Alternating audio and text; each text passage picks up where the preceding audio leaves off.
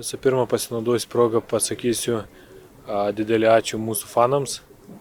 Žaidėme namų rungtynės Klaipėdoje, tai jų buvimas čia mums buvo girdimas, tai tikrai ačiū jiems.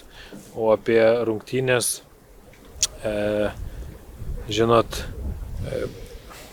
toks labai pigus įvartis, kur nemačiau video, bet buvo aukštas kamuolys ir neskaitėme, nepasėmė antrų kamuolio, labai paprastai nuėjo, perdavimas į aikštelę ir aš manau pigus įvartis.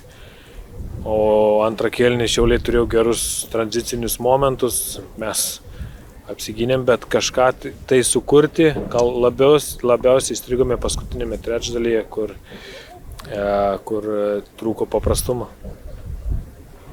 Ir tokias rungtynes turbūt ir lemia dažniausiai viena klaida, vienas įvartis praleidi ir jeigu nebesusikuri, po to sunku.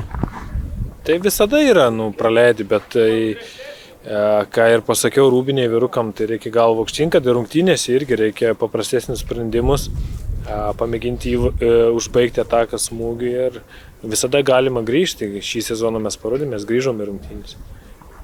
Minėjote jau ir tai, jog rungtyniavote čia kaip šeimininkai.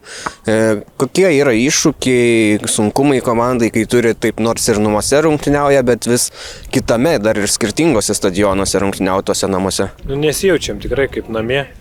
Atvykstam kaip svečiai ir tiek. Pasinaudojam Rūbinę, stadionu. Nėra jokio jausmo, kad namie tiesiog, bet ačiū Klaipėdai, kad priėmė mus. Ir artimiausių metų jau ši situacija pasikeis, tai turbūt lauksite dar gausesnio žiūrovų palaikymo ir bus lengviau rungtyniauti.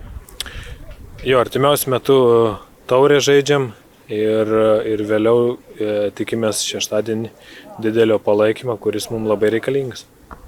Kaip minėjot, žaisit taurę, taigi vėl bus dviguba savaitė, bet jūsų komandoje visai tokia plati rotacija, tai gal net nebus didelio labai iššūkio kaip kitom komandom dėl to. Ta prasme, dėl taurės iššūkio? Kad bus ir taurė, ir lyga dviguba savaitė, bet jūsų komanda yra rotuojama pakankamai gausiai. Tai visiems panašus yra, vadinkim, ta dviguba savaitė. Tai padarysim be abejonės rotaciją ir darome ir tikimės šeštadienį būti energingi.